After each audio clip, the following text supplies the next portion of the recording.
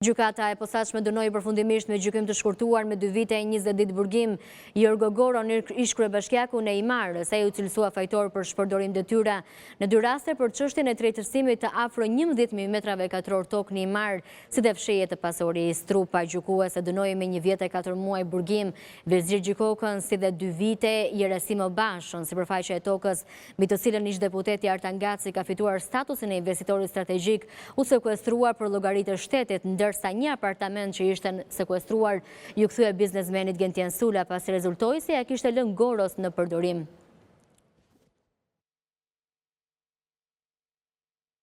Krye prokurori i Lezhës Erjon Shehaj jo vetëm që ka shkelur ligjin në shumë raste sipas komisionerit publik, por sipas denoncuesit në redaksinë e emisionit Veting, e ka përjashtuar nga amnistia penale duke e mbajtur në burg për te afateve. Armando Uka, një ish i burgosur, pretendon se është përjashtuar nga përfitimi i amnistisë penale duke e mbajtur në burg për te afateve të parashikuara.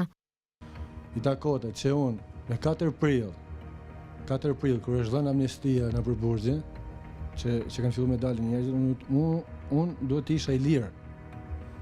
Nga jetë ditë, unë s'kam dalë, kam dalë me datë 6, me datë 5 i ka qenë jetë 5, shkurt 2025.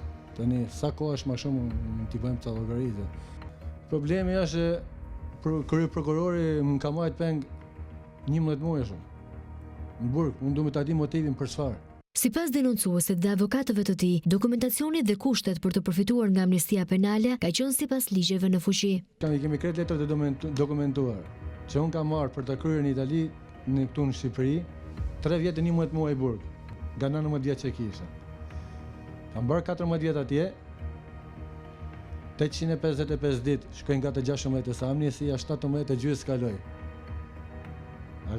I kam marru burgun timën, tashi, ai ndoshta nuk i kanë pëlqyer avokatët që kanë pasur. Për Veting, avokati Gjergj Neli thotë se ata prisnin veprime nga prokuroria e Lezhës, kryesisht nga prokurori Erjon Shehaj, i cili zvariste procedurat dhe nuk i bënte në kohë. Të gjetur në këto kushte, avokatët kanë bërë kërkesë në gjykatën e Lezhës. Më 29 maj 2024, gjykata e Lezhës pranoi kërkesën për bashkimin e dënimeve të Armando Ukas, duke e dënuar me një vendim të plot prej 17 vitesh. Dhe në këtë kontekst ne priqim, si më thënë, nga prokuria edhe kryesisht nga prokurori që po bënte, si më thënë, ekzekutimin e kësaj falje, por nuk lodhi.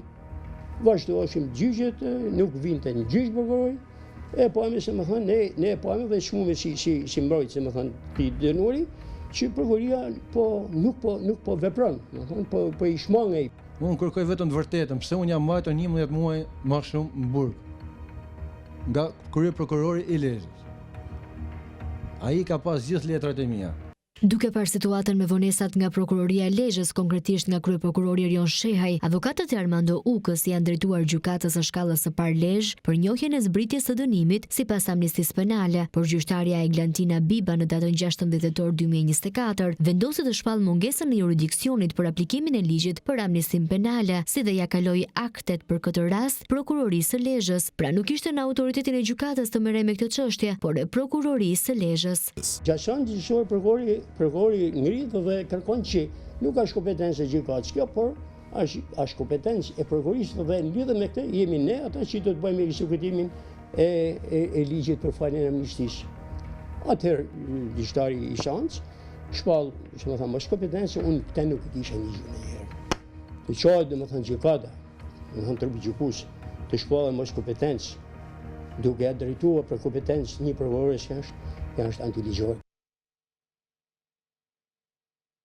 E dashura Safet Bajrit ka përfunduar në prangat e policisë pasi dyshohet se është e përfshirë në vrasjen e Fatbarlicit, ngjarje ndodhur në gusht të vitit 2018. Shtetësia me iniciale A pronare i dyqani në rrugën Myslimshyri në Tiranë është vënë në pranga 5 ditë pas partnerit të saj.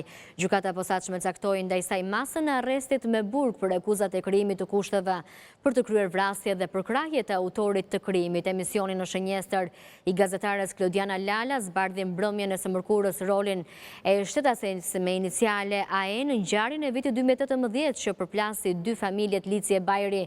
Shtetasin iniciale AE ndodhet aktualisht në burgun e grave në Pjosk të Pogradecit. Safet e Bajri si dhe Asmer Bilali akuzohen nga SPAK për ekzekutimin e Fatbar Licit në shenjakmarrje për vrasjen e ish policit Boran Berçana e partneres së tij Silvin Doci.